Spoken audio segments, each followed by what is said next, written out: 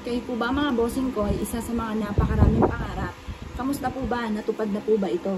Meron po akong ituturo sa inyo para mabilis matupad ang inyong po mga pinapangarap. Simple lamang po ang ating gagawin. Kailangan natin mga bossing ko ng isang basong tubig at ganoon din po mga bossing ko ang isang malinis na papel at ganoon din po ang panulat. Ngayon, isusulat po natin dito ang ating pangalan. Sample lang ito, Apple Pagyo. Halimbawa mga bossing ko, kayo po ay may negosyo, sabihin nyo po, magkaroon ako araw-araw ng malaking benta. Halimbawa naman, ikaw ay mananaya. Manalo ako ng jackpot sa numero na araw kung tinatayaan. Ito, sample lamang mga bossing. Kung gusto nyo tayaan, tayaan nyo po siya. Ang birthday ko ay August 9. At ako ay magpo-43 na. Tapos, 25, happiness, isa sa mga favorite kong number dahil pinanganak niya si Papa Jesus. At pagkatapos, ang edad ng aking anak ay magto-12 na. At ang edad ng mister ko ay 45. Ngayon pa mga bossing ko, sabihin niyo po dito,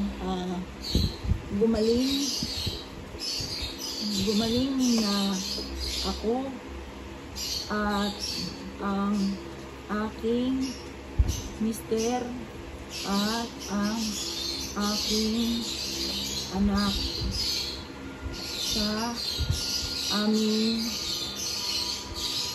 karamdaman at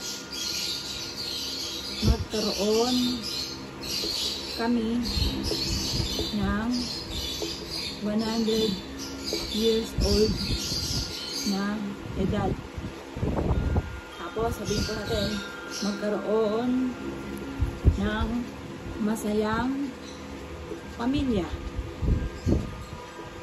Ganyan mga bossing.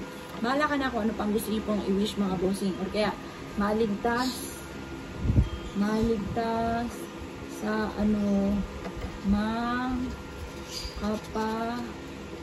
makapan. Yan. Pagtapos na po kayo mag-wish mga bossing po, tutupiin po natin to. Ganyan lamang. Tutupiin po natin siya. At pagkatapos mga bossing, ilalagay po natin siya dito sa tubig. Yan, ganyan lang mga bossing. Na nakarap ka sa tubig silangan at pwede rin na budbudan nyo pa siya ng asin. Yan mga bossing. Bilad nyo lang siya hanggang alas 8 ng umaga mga bossing. At pagkatapos ng alas 8 ng umaga, ilagay nyo po ito sa inyo pong altar at ang dulot po nito ay napakaswerte. Basta positive ka lang mga bossing. Kahit anong mga pagsubok na dumarating, laging isipin nyo, kaya ko yan. At saka yung mga parang mahirap, walang imposible, kaya po yan. Laging ganun mga bossing. Laban lamang sa hamon ng buhay. Kaya kung ikay naniniwala, subukan nyo po ito. Kapag po itinalagay nyo na sa inyo pong altar, ang gagawin nyo lamang mga bossing ko, pag nagdumi na yung tubig, itapon nyo po ito, tapos palitan nyo lang po ito ng tubig. Ito pa mga bossing ko, sa altar nito ilalagay ha, huwag sa ilalim ng higaan, huwag sa gilid ng pintuan ng main door, dapat sa altar lamang. Kasi sinulat po natin siya. Kapag sinulat natin, sa matataas na lugar po yan, or kaya isinasabit po yan, ay dahil ito yung nakababad sa tubig, sa altar po natin siya ilalagay. Basta kapag nagdumi na ang tubig, itapon nyo lamang mga bossing, itapon nyo na rin po ito. Kung gusto nyo ulitin po ito, ulitin nyo po ito mga bossing. At ito po ay makakatulong upang sa ganon, masingit ka na maka-attract ng swerte, i-adya ako sa lagi ikaw ay siswertihin. Kaya ako ay kinaniwala at naisyo po itong gawin. Ay siya mga bossing, good luck po sa inyo po lahat.